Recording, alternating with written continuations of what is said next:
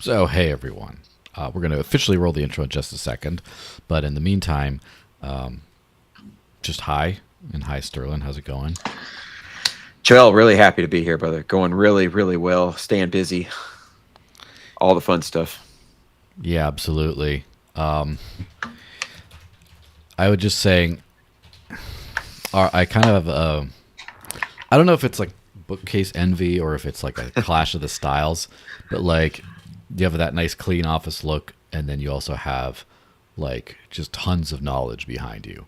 And then if you look at my side of things, you got some things like hijacking Bitcoin and then the Vlad's privacy issue that are like that. But then you got like a bottle of scotch, a thing of Vegemite, some, you know, random hodl gear, like an ETH dam like badge, speaker badge, like a dash hat. You got all kinds of crap. So like you definitely look like the adult in the room here. Yeah, it's all good. I just have a very much a bibliophile. I've been collecting books for a long, long time. So love my book collection. Yeah, definitely. And I'm the thing is like I that should be me sort of, but I became a I was homeschooled, so that means I read everything growing up, and I read way like kind of above my level, not just like above what kids were doing, but like above what I could should have been doing, to be honest. And like I just got booked out by the time I was in my early 20s, and I've read all very few books cover to cover since my early 20s to now. And part of that is just because I just read so much, but also I read a bunch of articles, write weight papers, I write them, I do podcasts, I listen to things, I do tweets, I watch documentaries. I do, it just like the sitting down with a book thing is just like not in my life these days. And so I kind of feel like I would love to stack a bunch of books on a shelf, but I feel like I'd be kind of a little bit of a poser to do that. So like I wouldn't it wouldn't be authentic, so I just put authentic things instead. And it's just if that makes me look like a little dumb, then whatever. That's okay. I like your setup. And yeah, it's just a matter of whatever we want to, have or use as our personal aesthetic. That's that's fine. I mean, I literally just have books everywhere, so it's just been this way forever. Yeah. Yeah, absolutely. One thing is that I do want to get on, and if anyone has suggestions on how to overhaul the home office look, just let me know. This is a piece of reclaimed furniture I just found and that I put stuff on. But I'll probably get a better shelf, and then I'm thinking of putting a couple of posters and things on the wall. One thing I got from Consensus this year, which I think it has to, I didn't intend it, but I have to put it up. I've showed it a few times. Is this all Doge go to heaven? And Nice. it was done by the awesome Acronym Foundation people, and they had a really nice. And I've said this like 800 times, but I don't care.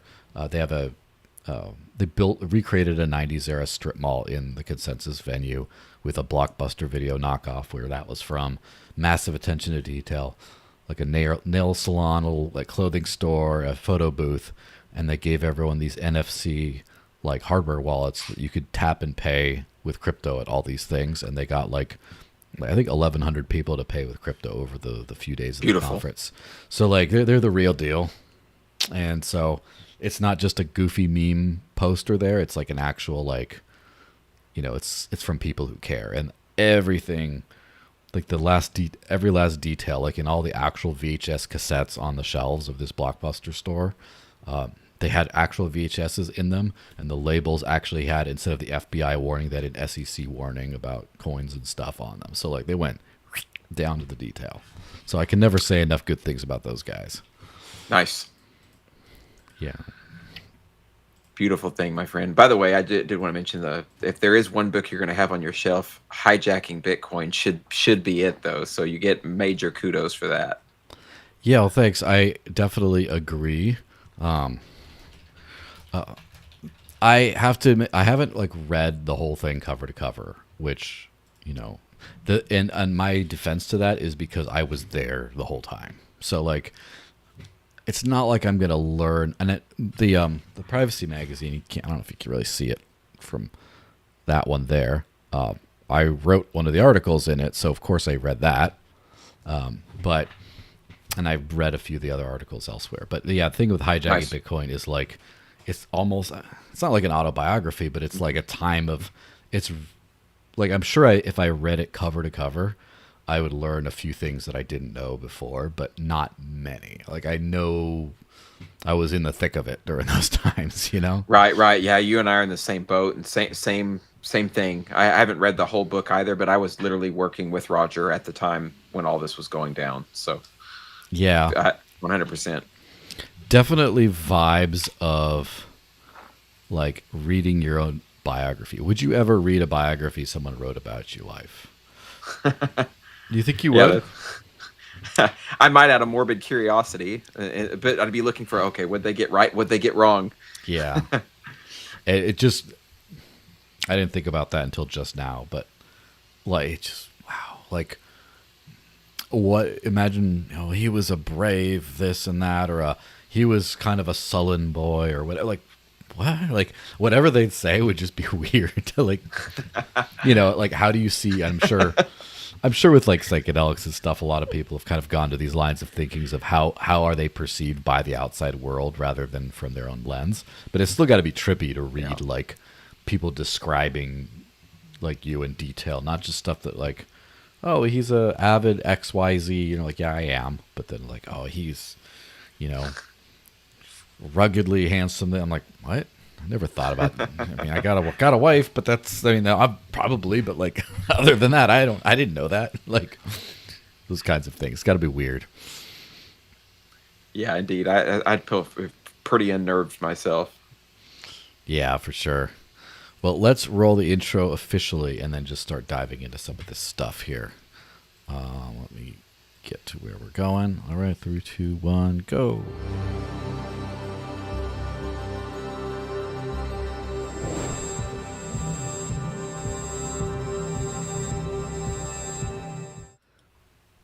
So, hey everyone, officially then, welcome to the Digital Cash Rundown, the Nice Friday Show, episode 197. And as this is a weekly show, 197 weeks, I have obviously taken some off when I've been traveling, for example. There have been a couple like last minute guest cancellations where I was just like, I won't scramble to do a show. But so what, if it's 52 weeks in a year, then that's a lot of shows. So been doing this for a while, and that doesn't mean I'm any good at it, but it does mean I've been doing it. So I'm joined by the one and only Sterlin Lujan. How's it going, man? Brother, going really well. Happy to be here. Staying busy in a similar situation as you. A lot of traveling, but it's all fun and games with work. So can't complain. Yeah, absolutely. We sort of known each other on and off since the. Was it a Voice and Exit or was it before? Was it Texas Bitcoin Conference? Maybe. Yeah. Yes, I think Texas Bitcoin Conference is probably one of the first. That was a good while back. Was that 2018, 2017, somewhere in there? 2018, I'm pretty sure. Yeah. And that was a long time ago, obviously. The interesting thing about that was one of my first crypto public speaking things. And I had an issue with my fly being down for some of it, so that was always fun. It was more distracting when people were just trying to tell me about it, and I'm just like, oh, what's going on?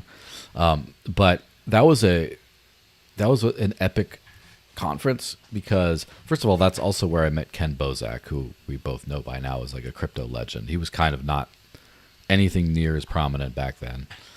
It's also, I remember the Decred folks had a booth there, and I think it was one of their first like rebrand things where they came out and like started to do some promo stuff. I also remember is the time when Edge was there for the first time because I knew Paul Poi, a great friend of the podcast, and I know he had been there. He ran the Airbits wallet, which was my favorite Bitcoin wallet when it lasted, because they had like a merchant directory and things as well. And when they rebranded to Edge and went like multi-coin and all that, that conference was their coming out party. So that's why with that, I met you. I went, met Ken Bozak, ran into the Decred folks, and a few other things that I'm sure I'm forgetting. But Yeah, it was quite. It's quite interesting how like the any random conference you go to, you can kind of trace back like years later, like the significance of it by like how relevant it is today. Absolutely. Yeah, it's one of the ones that I remember also meeting Matt McKibben and having some deep conversations with Matt. I had already, I think, met him originally before that, but this is the one where we developed a bit more of a relationship and a rapport. So yeah, absolutely. And also, yeah, I remember that one too. Some awkward moment. I did a talk there, and it wasn't probably my best my best moment doing a talk. I was still pretty green around the gills, and so I remember being really nervous at that particular event. And so that comes back to mind. But it was, yeah, really. I think I also got my one of my first hardware wallets at that Oh, event. nice. Do you remember So which kind it was? I think it was one of the Ledger wallets. One of the Nice. yeah. And I also have my Decred. I got a Decred shirt. Speaking of Decred, from that event, and I still have it, and I still wear it. Perfect. Yeah, shout out Decred. So, They're still in the game. But yeah, it is pretty funny like how far things have come. And also, I have to say you look exactly the same as back then. Maybe the hair's a little longer, but other than that, 100%. So not everyone can say the same. So that's good. That's a good sign. thank you, brother. Take that as a compliment. Yeah, absolutely. Yeah, so let me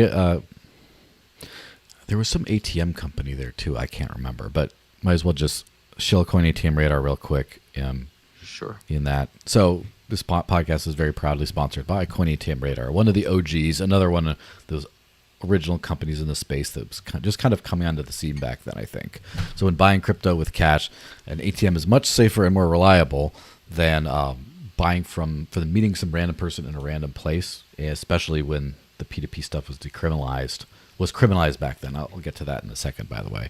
And unlike an exchange, which could freeze your account, you do truly own all the crypto that you buy. With Coin ATM Radar, you could find crypto ATMs and other services where you could buy or sell cryptos for cash. On their website, search by coin, address, if the ATM supports selling as well as buying, and you can also search by geographical area, such as country, state, or city, and you can check and compare actual current fees at different ATMs. If you want to find out more, go to coinatmradar.com, which is coinatmradar.com. So, what's he saying about the? Oh yeah, the peer-to-peer stuff. It was interesting.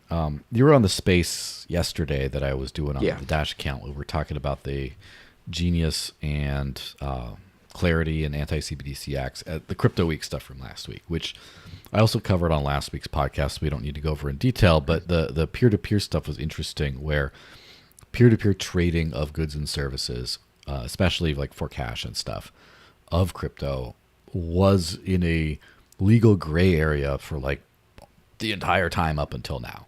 And so there were a lot of meeting random people in random places to do peer-to-peer transactions, and that's kind of the way Satoshi intended. It was cool, but little did we know that the federal government of the United States consider that to be like illegal and like a felony potentially. And so, Yeah.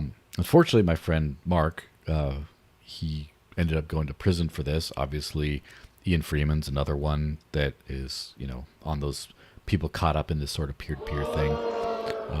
I like the soundboard, by the way. And so, all in all, if this act passes the Senate and they don't take that part out, I think, and it gets signed into law, I think that stuff should be behind us. And that means that, I mean, a lot of ATM operation stuff, it could be thought of in the same zone, but it's also much more clearly as a money services business type thing. So I think ATM operators, for the most part, would kind of have a little bit more clarity where they're doing it. But like, remember, local Bitcoins got crushed, local cryptos got crushed, local Monero, all these different local peer-to-peer things got crushed over the last few years. We're just like said, you know what, it's not worth it. We're going to go away. And I wonder if they're going to come back, any of them. That would be fun. Yeah, that's a good point. Yeah, there's a strong likelihood that they would. I think that we're probably going to get into this part of the discussion more, but I do know that there's a lot of, well, at least one, but I would assume there's more people in the cryptocurrency industry that are hesitant about fully breaking back into the U.S. simply because, okay, and this is how I feel about the current legislation and the bills that they're looking at, and including the ones that have passed. It's like thinly veiled pro crypto, actually anti crypto material, or at least some of it is anti crypto, or at least has a more of a, it's framed in a more controlling fashion, where they're looking to still do typical government things, right? But under Really? the guise Really, that the they're making, government looking to do yeah, typical government things. Never. who would have thunk it? So it's a bit of a bait and switch, right? So Hmm. I know that a lot of folks are exercising caution. You referenced the space the other day. I worked at Crypto Space for several years, which is an exchange, so I have a lot of I remember experience. that. Being boots on the ground, working on this stuff, and we had Bitcoin ATM machines, and it was very difficult to maintain those, even though we had full. Even this is the big kind of gotcha thing that happened. Even if you have a full KYC and an AML regime and you're fully compliant, that doesn't stop them, and had not stopped them from still messing with our business. It was really difficult to run a business just like a normal business, right? Simply because you're in crypto, that for most banks and for most people in finance, that was considered a quote unquote reputational risk, and you would be easily offboarded. But worse than that, you could potentially have government agents looking at your Bitcoin ATM machines and giving you a hard time, and making it difficult to do business. So now that they've brought this new legislation in, people are having the conversation that you mentioned, Joe. Others, maybe things are going to be okay now. Maybe we can move back into it. The way that I described it in the space the other day is still true. It's like, once a crack addict, once a drug addict, always a drug addict. They're going to try to get that hit one way or another. And the metaphor is simply that governments are always going to do government things, even if they pretend that they're pro something, right? So if they're pro crypto, are they really? Is it really, bro? Hmm. Probably not. So there's always a level of skepticism that we have to have. And this isn't to be black pilled or just to be thinking negatively. It's just to say, be cautious before you come in and you like YOLO into it. It actually potentially makes you more of a target, because they've kind of opened up their arms, but it's a bit like a Venus flytrap, right? The fly gets into the Venus flytrap and it slowly closes on it. So you want to be, I think that's one of the key takeaways, is to be very cautious getting it back into the cryptocurrency space and trying to build out a business. The point and the final thought, I'll let you ask any questions or we can continue. At least one of the folks I've worked with previously said he's not coming back to the U.S. for these reasons. He's very skeptical that it's actually going to be okay, right? And yeah, okay, I'll leave it at that. A lot of Yeah. stuff I could go on about. Well, yeah. And as far as is it going to be okay in the U.S.? No. Well, it would be better, I think, or it's more certain at least. The only thing that I would say is I am a little more pessimistic about the rest of the world. Like, I would say like the Dubais of the world that have like tax exemptions and stuff. Like that's kind of very temporary. And this sort of, I grew up in Mexico to Mexican but U.S. citizen father as well as a American mother. So even though I'm sort of half Mexican, half gringo expat in Mexico kind of thing. You could call it kind of like the expat life. And so I'm very familiar with that. And I kind of feel like there's a little bit of an allure of the expat thing where it's just like, it's really like for anyone who actually knows how bad the U.S. government is, it sounds weird to say that the U.S. and certain states in the U.S. in particular are still the best, freest places on the planet. It's tough to say, but it's kind of true. And again, it's not on a consistent broad level across the board. It is true. It's just not true in some cases for some people. And then you can go and find freedom somewhere else that's more. And then that freedom gets shut down at some point where it's a little bit more consistent in the US. And then if you can wiggle around and be like, all right, I see the writing on the wall, I'm going to go there before. If you can if the nomad life is for you, it's a lot easier to remain a free traveler, a free expat. Whereas otherwise it's just, so in that whole thing, like I've seen many regimes where they're just like, oh, come down here, it's so great. And then it all gets worse than the US, for example. So I kind of expect the crypto law thing to be the same way. Like if you can have a rotating jurisdiction and just like always stay ahead of the game and just switch jurisdictions depending on whichever one's the best one, then yeah, be free floating.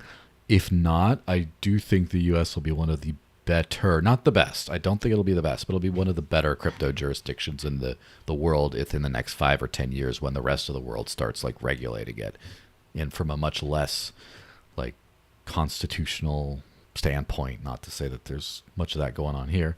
The only thing I would say about the law kind of thing is laws like entrench things in a really bad way, and I kind of feel like the acts that got passed were so it's like good and bad, obviously. And the thing about the entrenching is my entrenchments that I like are entrenchments that say government can't do this or government can't do that. That it regulates the government, which you're trusting the government to regulate itself. It doesn't always go super well, as we're going to get into. The problem is like people like to go willy-nilly with regulations, like, oh yeah, we just put this in the law, tell people they have to do this, tell companies they have to do that. And it's every time you write a law, it's just like you're pulling a gun on someone every single time. And if you just take that, think about your life, your real life, about every time like, you know, someone gives you coffee and it's a little cool, you just like, holy shit, like how messed up would the world be? And so the consequences for pulling that out are huge. And people, my biggest beef with like the more progressive left type people that are very common sense in some ways, where they're just like, well, everyone should be able to have a living wage and free healthcare, and why don't we just say that they can't do these bad things? It's like doing this all the time is really going to rip up society in a bad way. So that's kind of like, I have to say, considering the rest of the financial industry compared to the crypto industry, if this is all the regulations we have for the moment, I think we got off easy this round. I don't know if the next round is going to be as nice, but I'm still optimistic, being very realistic about this. Yeah, that's a fair perspective, Joe. And I'll say this to your point about the you know, there's this concept of a jurisdictional arbitrage when it comes to if you're running a cryptocurrency business and you want to go to a safe haven or to a place that has rules and regulations that don't hamper or hamstring your business. So this is to speak to this concept. Early on, a lot of people, a lot of entrepreneurs in the space, they left the U.S., right? This notion of human capital flight, brain drain was a very real thing. Just to name a few, Eric Voorhees, right? He went to Crypto Valley in Switzerland, set up shop there. The folks who created Bread Wallet, if you remember Bread Wallet, they left the U.S. and they went, and this was all because of the regulatory crackdowns that were happening in and around crypto, and a lot of entrepreneurs were just terrified that they were going to get caught up in it. So in the U.S. with crypto space, we stayed as long as we could before we had to exit, and now crypto space is CryptoMex, right, based in Mexico. And it was all based on those issues. So this is what I think will continue to happen. So part of me thinks that one of the reasons that the Trump administration and the United States government has sort of YOLO'd more into crypto is because this is really a technological arms race, right? A blockchain arms race, because they realize that the technology represents the future of the world and world economies to some degree. So they want to promote it, but they want to have their cake and eat it too, right? You want to be able to promote cryptocurrency technologies while at the same time being able to control the outputs of the ecosystem. So that's what they're, in my view, that's what they're hoping to do. But here's the thing: if they continue to come down hard, like you mentioned, in a future scenario, they bring out more regulations that aren't as veiled, like as veiled threats. And what happens again is people just continue to leave the U.S., right? You don't want. So brain drain and human capital flight is not great for your GDP. It's not great for the technological advancement of your nation, right? So you don't really want to do that if you're a government, but they can't help but just do what governments do, which is to initiate controls and try to control these particular ecosystems, especially for their own profitability, right, and their own power dynamics. So I think it's really important that and this is, I get your point about digital nomadism. This is also, I think, largely why nomadism has cropped up, right? People are also looking for living arbitration, right? Where they want to move into live places that have more freedoms, generally speaking. So this widespread disbursement or exodus of individuals away from countries is representative of the fact that the world is changing, the dynamics are changing, and I see that as extremely white-pilled and clear-pilled. It's to suggest that maybe things overall will get better, and this is just me matching your optimism about the future. So I don't think everything is ugly and nasty, but at the same time, it's also not rainbows, unicorns, and butterflies, right? Yeah, and just kind of the last note on that before diving into this stuff. This is one of those things like 4 hours later we're still at it kind of thing. And so no, we don't have 4 hours, but yeah. It's technology has really enabled the free market to work more the way it intended in a faster kind of a way with competition. And inside the US, for example, travel and the remote work and everything has made the actual competition between the US states much more dramatic. Whereas I think that New Hampshire always had a little bit of an advantage in this case because you have the northeastern original states cluster, all pretty old school, traditional, all pretty pro-liberty, back in the day.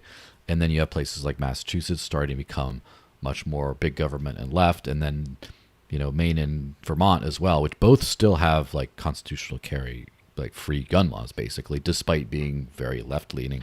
But they're moving that way. And then there's New Hampshire right in the middle that's acting like a vortex for all the freedom people, where like you don't have to move your whole way of life to just move 20 miles this way and now be in a freedom jurisdiction. And New Hampshire's gotten more free as the rest have gotten less. But now with the modern age, like I remember in the 2000 election, I remember Al Gore and George W. in the swing state that was Florida. Well, how times are different now. Like Florida's anything but a swing state today. And you have mass migrations out of Illinois, out of New York, out of California, to places like Texas and to places like Arizona and Florida, and a little bit to New Hampshire as well, because now it's easier to just pick up and move your business or your life or find friends online or have remote work. And it's easier to exercise that kind of actual move. Same thing with the digital nomadism, where now you have people able to just live anywhere in the world. Like, oh, it's too expensive in San Francisco. Let me go to Thailand. Let me go to Mexico City.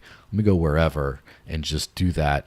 And I predict as a result of that, we're going to have jurisdictions start to actually compete over, I wouldn't say citizens isn't the right word because citizenship is different from residency, but compete over the digital nomad tribe. Like, wow, like Dubai's already doing that, right? In terms of their Dubai as a dictatorship, right? As a not free country can run like a business a lot more and be like, oh, no problem, Habibi. Free capital, no capital gains. Come here, Habibi. And then they just come and do it and then bring the money in. Oh, but no, if you can drink and have your women or whatever, but just not in public. And like create a condition to attract people in. And then another country like, Portugal used to have its crypto tax haven kind of thing. A bunch of people went there. They kind of ended that. The competitive effects are going to really increase. And the last thing I'll say on the US thing, where I think a lot of like crypto anarchist type people sort of enjoyed the gray area of the last 16 years because gray could mean black, right? It could be we could do anything we want because it's not specified. And then we just have to get really mad when people like Ian Friedman and people like that go to prison. But we're like, other than that, we're all fine. And then they're sad when there's actual clearer regulations. The law is clear. But unfortunately for whoever the radicals are, I'm kind of on the fence. I'm half radical, half realist kind of. I mean, radical at heart, real in a realistic world. 90% of the world would rather have less freedom but be sure about it, right? And that doesn't mean be unfree but be sure about it. But like now they're like, you have to register with the CFTC, you have to do full reserves for your stablecoin stuff, you have to get audits, you have to all these things, new things you have to do. But the guarantee, you trade that for not going to prison. And I think in exchange, I think that will bring a ton of capital back to the U.S. because the access to capital in markets and things like that is so much better than a lot of other places. Not the whole world, but it's a lot better. And it's like, well, we know the tax rates are at, we know this, we know how to not get fined or go to prison. So it's going to be like the clarity is massive for the industry and the businesses. For freedom technology, it's a mixed bag. It's not quite as clear there. Yeah, I think that it can definitely, there's a possibility that it spearheads or creates a wellspring of new entrepreneurial endeavors that could exist in the cypherpunk space as well, simply because there's more interest in the technology. So that certainly could be a good thing. My only concern, and then I'll hold so we can move on to the to The the next actual topic. yeah. The actual, so I mean, I think that so trusting the government to actually keep its promise on the clarity is really difficult for me, and I get that it's likely going to get better as a result of that, simply because there's more ways to defend yourself, right? Rather than the days whenever the SEC was just going after everybody via enforcement, right? Instead of like a rule-based reality or rule-based world for crypto, they were just regulation by enforcement, quote unquote. So that, in that sense, it does seem like things are going to get better. I have trust issues, though, and I guess anyone who's had direct experience with the state in the U.S. probably also has a similar feeling. And this is also why people aren't just who are some entrepreneurs are still hesitant about coming back, even though there's quote unquote clarity. Is it really though? Is it really the meme? So yeah, Is it though? Yeah. Yeah, is it? And that's the real thing that kind of segues into the main thing of the Roman Storm trial. Yeah. Because people like Tornado Cash developers, like Samurai Wallet, like people like that, thought they would not go to prison. The Samurai folks are a little bit more edgy, so who knows if they thought there was more of a risk. But these entities took VC capital, right? They went to actual VCs and got money from investors, like real investors, not randos on the internet. And that shows they thought that they were operating in the light to some extent. And then they unfortunately were wrong and, got arrested. And so Tornado Cash sanctions are all over. Everything is over. But the people who got hit are still like, Alexei Pertsev, I will kind of give I won't say exception to, but it's a different case because it's a different country and jurisdiction. The Netherlands, and it might not have the same implications on the whole.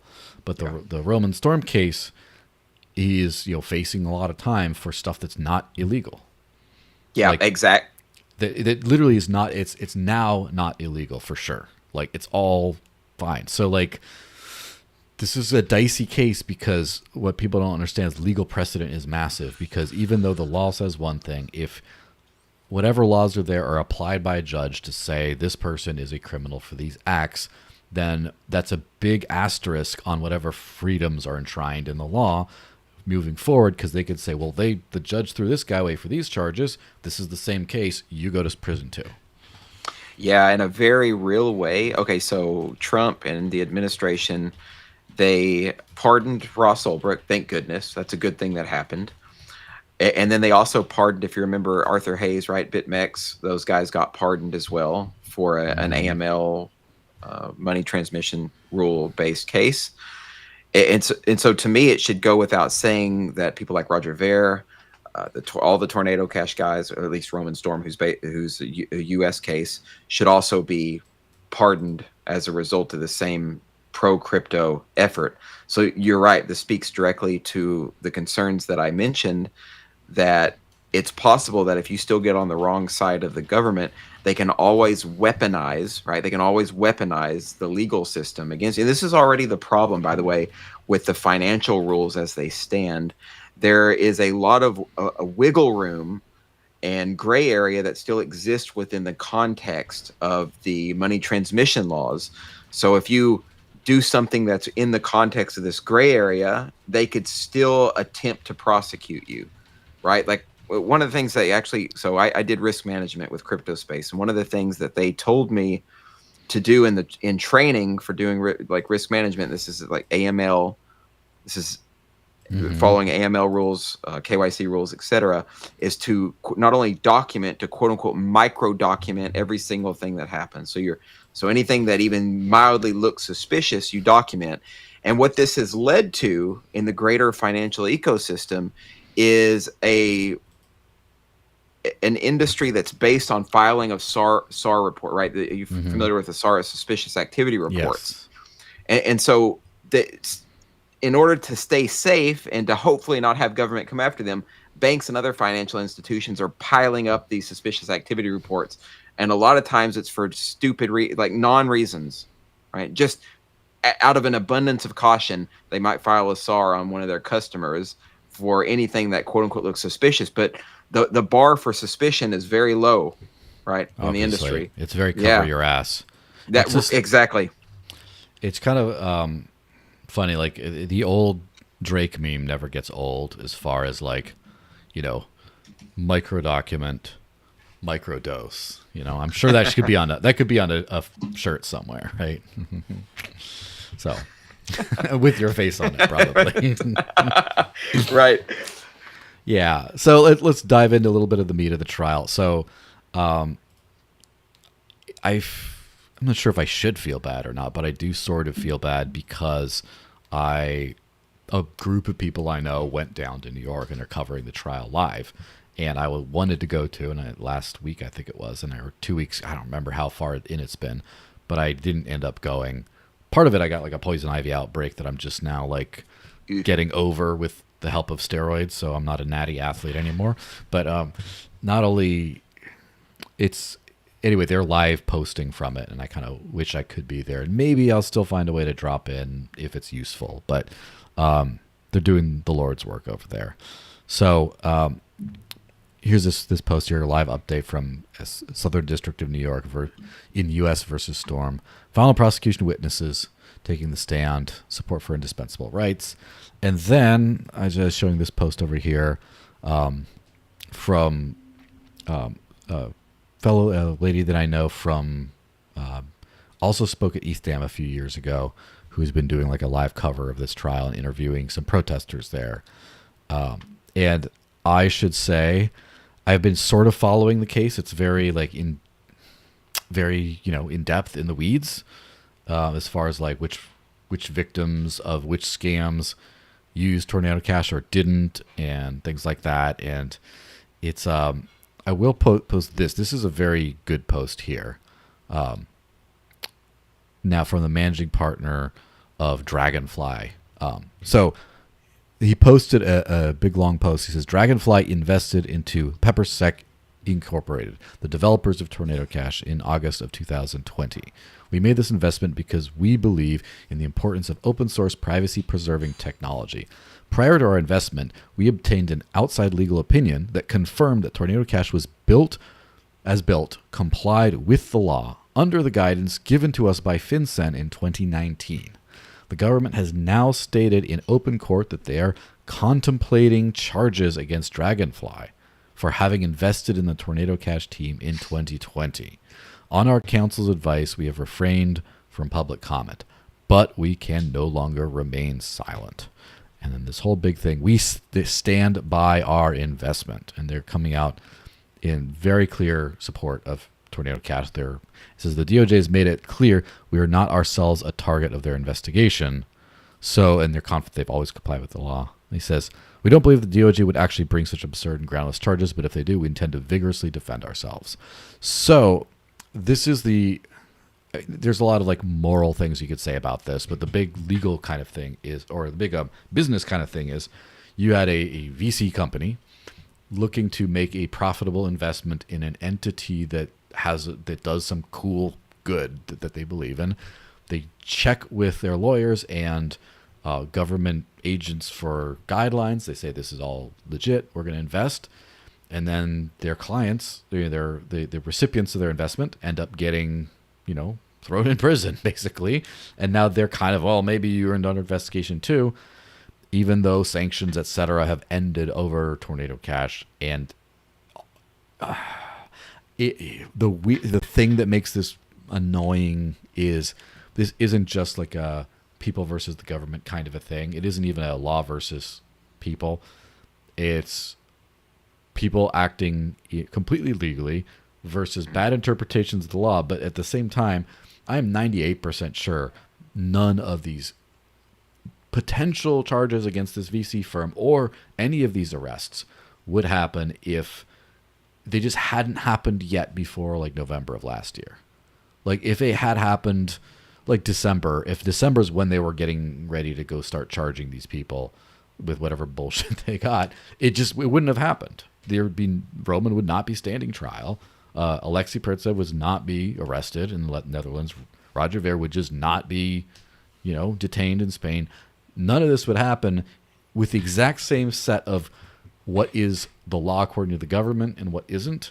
It just the attitudes around the new administration just aren't prosecutorial in the same way. So therefore, they don't have to fear for new cases. But these are legacy cases, and since they started it, might as well keep on screwing them over. It's so frustrating to watch to me. Yeah, what's a real shame about it too is, I mean, as we kind of hinted at, the Trump administration, of course, has the power to stop these, right? They would just give these guys pardons, right? At very least. I guess in Roger's case, I don't know that he is allowed to get a pardon since he's not a U.S. citizen. I'm not really sure what the current legal rules are. I've heard that before. But at very least, they could pressure them to dismiss the charges against him just unilaterally. But yeah, I think that it is hard to say whether they would have still decided to go after them, because they're, one of the things that is like at least loosely related to both of these, well, specifically the Tornado Cash case, is the connection to the North Korean Lazarus group of hackers, also connection to potential drug money launderers. And this administration, of course, has came out as being hardcore anti-drug, right, wanting to go after the cartels and ramp up the drug war. So it's in this vein, from this perspective, it's not just about the crypto per se and Tornado Cash. It's also about their anti-drug war, anti-North Korea, anti-Lazarus group mindset that they have, and these guys just happen to be caught in the fire of that, with money having allegedly passed through the protocol, right? Yeah. So I don't know. That's the other thing is, like, the U.S. case has nothing, like, its own legal sets of whatever.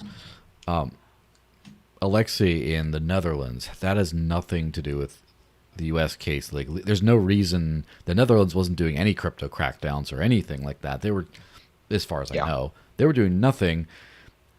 Also, I don't think the U.S., if ever, this is just a complete conjecture, I have no evidence for this, I don't think the U.S. explicitly pressured them to go after Alexei either. It's more just like, oh, there's this criminal, and then they just say, hey, by the way, there's this guy in your country who we're charging the people who are in our country with the stuff. And they're like, oh, okay, yeah, let's do that too. And they just like go after him, and like, it's just like, if you hadn't caught the attention of the bad guys in this case, you just would be fine, kind of.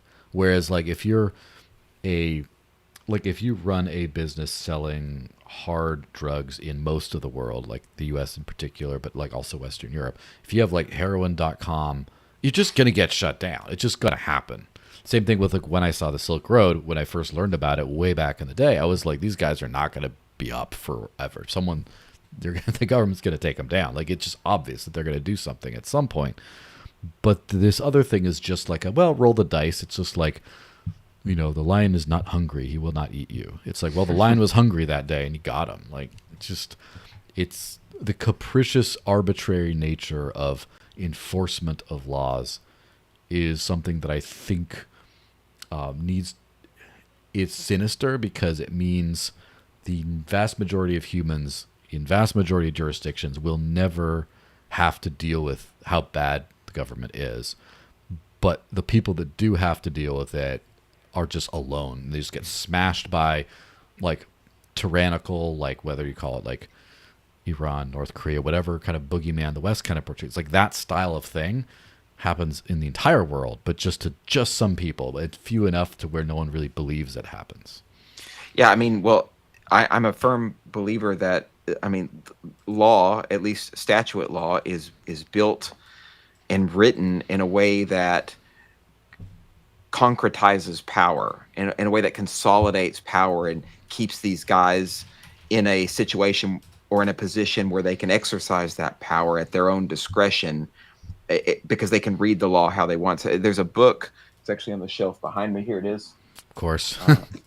Came prepared. Yeah. So Three Felonies a Day by Harvey Silverglade, where I he know that basically, book. where he makes the case, right, that you can't even walk out of the door of your house without committing 3 felonies a day. And the idea there is, of course, is that there's not only so many laws on the books, but the laws are also so nuanced and so complex that they can be read in a variety of different ways, so that people who aren't even doing anything what they would think is wrong, actually they ended up committing a felony or even a misdemeanor.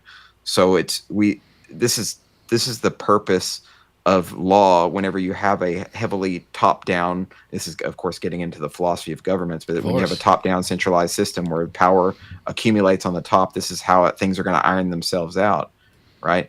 Now, if we this is also why you get into the legal part of the case, that maybe there's some relationship here, but I just got to thinking about one of the things that they're bickering over is like the flow of funds, and they're just trying to figure out if funds actually flowed in from one of the victims into the Tornado Cash protocol, right? And so that it's funny because this isn't necessarily related directly to law. They're just trying to figure out if law was broken because the funds went to Tornado Cash, or if they're complicit in this somehow. But the fact of the matter is they can't even really determine, or they're making it difficult to determine if they actually did or they didn't. And this is kind of also the nature of blockchain Hmm. forensics. It's not always easy to determine if funds. Okay, so it is easier to determine if funds landed in the Tornado Cash protocol, but what's more difficult is if the funds got mixed in with a bunch of other funds, which Hmm. did happen. Then determining if it is exactly those funds, and then determining what kind of intermediaries were between them, because maybe it's not even relevant, right? And that's the case the defense was trying to make, by the way, in Of trial. course. Yeah, I mean, their plausible deniability is kind of huge there. And this, I guess the whole thing comes down to like the legal systems. First of all, as technology keeps growing so fast, the legal systems will always grow way slower. And also, I kind of feel like the legal systems that would be what I would call like free society, whatever, that starts with ish, like late 1700s America, like that kind of, constitutional limited government experiment. I kind of feel like that boat is like has had enough holes over the years and is like taking out water, and like what you can do, like for example, I think there was a great amount of like resets that have happened recently. There were a certain amount of good things that are passed. Like there's a lot of actually good freedom expansions in the US, especially at the state level, depending on which state, but some on the federal level Agree. that have happened over the last decade. But it's uneven, and like I feel like those are great battle victories to try to stave off the sinking of the ship entirely. But at some point, the ship is going to sink. At some point, this system of over complex legislation, of everything, like this administration in the US has been very exciting to watch because of the greater geopolitical implications, not because you like the people or what they're doing, but because Yeah. they come out aggressively like we're going to make these massive reforms, like the government cuts, we're going to expose all these like secret criminals on the Epstein list, we're going to do all these things, and they come out hard and hot on this stuff. And some of it is like a disappointment, being like they didn't do what they said they would do. A lot of it is realism of they hit the system that they're in, and is just, well, the system is so ossified, so like it's you can't just do Doge. You can't just go with the way the electoral system has put the certain people in power and the certain regulators and everything. You can't just pass the cuts. Like it's not it's not practical. It's so hard to get that. And I think people are starting to speed run this whole realization that the system is screwed. It's not like we got hardcore reformers, supposedly. Again, I think they're kind of full of it too, but hardcore reformers in, and they're kind of powerless to do almost anything.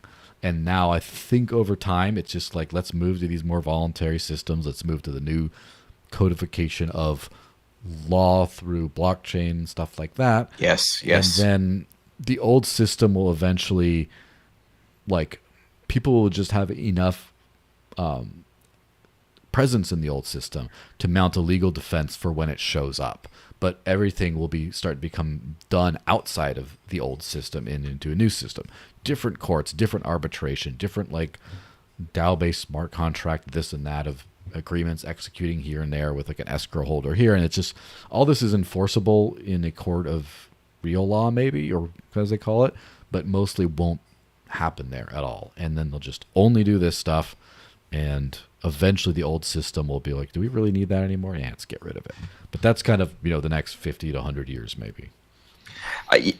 So much to say on this topic. So in terms of in terms of the way that the current the government functions, and the reason why it's really difficult to get anything done when you're even if you mean well and you want to create actual change, all the blocks that happen within the systems are by people or by agencies that have a vested interest in protecting their own influence, protecting their own power. It goes back to that quote from Frank Herbert, right, who wrote Dune. It's not that absolute power corrupts absolutely. It's that absolute power is magnetic to the corruptible. So a lot of the people who get into these positions are there because they're easier to corrupt, and that becomes a self-fulfilling prophecy, right, within the context of the system. So what's actually broken overall is the governance, and people are playing. They're in a perpetual game of a zero-sum dynamics, right, where they're trying to eat the other guy in some various way, and it's back and forth, back and forth. They're also in arms races, races to the bottom. There's no way that the system is actually going to end up being win-win to where you can get something done that's proactive, and this is why it's fundamentally broken. But you're absolutely right. One of the reasons why there is this digital nomad, going back to our original topic too, that there's this digital nomad movement, that there's all these special economic zones and special jurisdictions, all these network states and cyber states emerging, is that people realize how broken these systems are, and they want to have a petri dish to experiment with different variations and models that hopefully produce a lot fairer and just of a system, right? Or at least a microsystem, so that that is potentially replicable. So I think it's a really interesting fact that that's why this is happening right now. There's a realization that this is occurring, and there's also a ton of change in the air around this. I think ultimately what everything does boil down to is that we have to fix the incentive structures within the context of society, and that means we have to go outside and we have to test new theories and new praxis. If not, it's going to be the same old thing over and over and over again. It's funny, Joel, a lot of people who I talk to about these particular ideas in terms of how can we fix what's broken, they think that, first of all, what's happening is a result of human nature. I would argue that that's not the case at all. It's all about incentives. It's all about the game theoretic dynamics. Human nature is a lot of things, right? It's a vat, and a lot of things can go into the vat, right? There's goodness, there's justness, there's wisdom, but there's also corruption, brokenness, pathologies, etc. So that's one part. Human nature is a lot of things. It doesn't. We're not designed to build these broken, hierarchically top-down systems, right? And we see that in crypto. We already started to re-optimize these systems and start looking another direction and start thinking about different ways to organize. So, yeah, for sure. And with all this big picture thinking, the reason why these trials kind of come back into the picture is because there's people involved. And as I mentioned, like, crypto is unstoppable, crypto heroes are not. And the biggest kind of example of that was, of course, Ross Ulbricht, who really put crypto on the map. This wasn't anything real until the Silk Road, I think.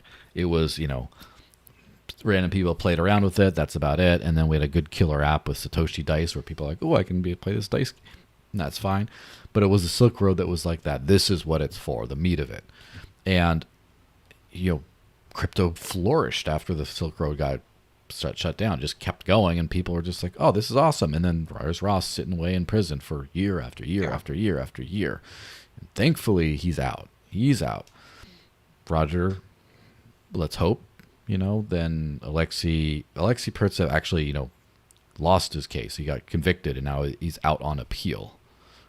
So that's a tough one. And then Roman, let's hope this case goes well. Let's do what we can for him, because the world could move on into this like, evolutionary utopia we're talking about, and there's still this poor bastard with his whole like life being carved away because of this Yeah. old system. So we have to like pull people behind us as we move forward and not forget those people. So for those covering the trial, just keep covering it. I keep watching it. What is it? The Inner City Press is a great like live tweeting of like the transcripts of everything going on. And if if you want to show up in New York, I mean, you can coordinate with that too. Let me know, and I'll connect you with some people. But it's hopefully this is like one of the last big crypto criminal cases for like doing what we thought was just going to be fine, kind of thing. Yeah, that's what I hope as well, my man. I mean, and you're right. That's the reason we're having this discussion right now and talking about these cases is because we don't want to leave these people behind, especially when we kind of had the rug pulled out from under us, where we were expecting folks like this just to get pardoned or this not to turn into the ordeal that it's turned into, especially after Trump pardoned Ross. All these other folks should be a shoe-in for the same type of treatment. And now we're in a situation where that's not the case. And I think, by the way, speaking of the Trump admin, there's a lot of people who definitely, I think, have been disillusioned already. But it's like, old boss, same as the new boss. And of course, Trump was the old boss before, so same as the new boss again, right? So anyway, there's all these really, I think there's a bit of cognitive dissonance, but I think some of that is starting to resolve, and I hope it can continue to as we move into the future. Yeah, the better way of classifying that might be old system, same as the new system, right? Old system, Yeah. same as the old system. It's still the same system. Do you have like 5 minutes for a lightning round? I know you don't have like a ton Sure. of time. Yeah. So just, just some other stuff I was throwing up on the screen. There's an interesting development with Leodex, which is a front end for Thorchain, Maya Protocol, Chainflip, a bunch of other DEX protocols that before you had to connect the wallet MetaMask style to do swaps, and then they added you can just send from a QR code, just from any wallet to do it option. They started with Zcash first, and then now they do Dash support, and that's pretty big because you could just go to leodex.io and then swap, say, Dash for Zcash or something, and then they give you a QR code, you scan it, and then you press a button that says swap, and then there you go. You don't have to connect the wallet. You don't have to make sure your wallet is compatible, and that's something that cool that I saw come out. And Cal at KHALKAZ, CalCaz, the CEO put out a little how-to video of how to do this stuff, and so I linked that up there as well. Yeah, that's pretty sweet too, by the way, because I hadn't heard of that. I just went onto the website myself. Yeah, and the like Thorchain, My Protocol, all those things are really important because you just can get any asset from any asset, and especially now that stablecoins or the regulated stablecoins, whatever, are becoming much more popular in more mainstream type finance. Now this is the new on-ramp of like any crypto. You can just do it all on decentralized rails. You don't have to worry about delistings. That was a big thing. And now it's just fine. So and now that they're making the user experience easier and easier and easier, we start to move the multitudes of volume off of these centralized providers onto these actual decentralized rails. And then that's where we win. So I'm very excited about this next step along that. Anything on that real quick? Oh no, I love it. This is so some. I use crypto regularly throughout the day myself, just like you, Joel. A lot of gift cards. I also have I don't like to use it. I have a crypto.com credit card, but I have been using it more and more lately. But there is a better one out there. If you get but you can't be a U.S. citizen typically. There's one called it's CryptoMex's card. It's CryptoMex card by Prestabit. Highly recommended for non-U.S. citizens to try to look at that, so we could put any of our friends who aren't U.S. citizens in that direction. And so that's why I end up using the crypto.com card, because there's very few crypto credit cards, but I end up using a lot of gift cards as well too, and I love it. And I do a lot of exchanges. I usually use Simple Swap, but this looks better, so use it as well. Yeah, absolutely. Obviously I try in my like personal communications and my podcast and stuff, I'm not very shilly at all. But that might change Yeah. soon because there's some really cool things that are coming into the Dash wallets ecosystem that could make that we're prepping some ad campaigns and other things for that because yeah, it's going to be things are going to pop off the last couple quarters of the year, and I can't wait. As far as like, basically, if you've ever bought anything with a gift card before, you're going to love this new experience. So they'll just leave it at that as a teaser. Then the final thing, just because I thought it was funny, is this Ripple thing. XRP dump. Ripple co-founder under fire for moving 175 million of XRP to exchanges near highs. Ripple's Chris Larson, he shifted 50 million XRP to exchanges just as prices peaked, sparking accusations of dumping tokens. Yeah, any thoughts on that? I mean, the key issue here with these cases is everyone wants to blame folks who do that, who work in a company for quote unquote insider trading, right? That's the thing that comes up all the time. I don't think there's really a such thing as I think insider trading is kind of silly, especially in crypto. Yeah, right. Everyone's an insider, right? Some people are more inside than others, but that's just sort of the nature of the game, especially if you happen to be part of a company. I think there's a lot of people who could get put in. This goes back to our original discussion, 3 felonies a day. There's a lot of people who could probably get charged for insider trading if government probably came out there and actually looked into it in the cryptocurrency industry, because it can be considered so broad, right? Technically, you're supposed to work for the company, but now with decentralized organizations, there's some people who might have knowledge that others don't quicker, but simply because they're in a community. So that's what I think about that. I think it's all silly that people get upset and up in arms over that personally. Yeah, the funny thing is, like my barber was talking to me about XRP. Oh, I have some. It's like it's the barber and cab driver's coin. Like it's like the top signal kind of thing. But I have to say, like, people don't understand that XRP is a value extractive / fundraising token for the Ripple company. There's a lot of masquerading as like a blockchain or a ledger that's used a lot for something for the there's a lot of like, I won't go too much detail because then, well, actually XYZ, okay, whatever. But basically the company, Ripple, made all the Ripple tokens and held all of them and then just sold it to people. And that's how they stay in business until their company has profit. And that's, the founder who has like all his equity is literally in these tokens and it pumps. Wouldn't you sell? That's the point of the token. And people that are upset, I don't know, are they justified being upset? I don't know, but like they should know that that's literally what they bought is fundraising for these people. And when he dumps the tokens, that's literally what it's supposed to do. So I don't know. People bought in to just literally fund this company and get no equity out of it, but get the chance that they get to do a little casino pumpy dumpies if they time things right. That's the deal. Accept your deal. Like, yep, that's definitely a part of it too, and it's all it all plays out together. I mean, this is just the crypto industry in general, and this goes in. One thing that's important, an important point to make is that due diligence is also important. When you get into a crypto and you YOLO into a project, you should really know what you're getting into. This is exactly speaking to your point. You should have an understanding of the token economic model, an understanding of the institution, and of the people involved. That's just basic investing 101 anyway. Yeah.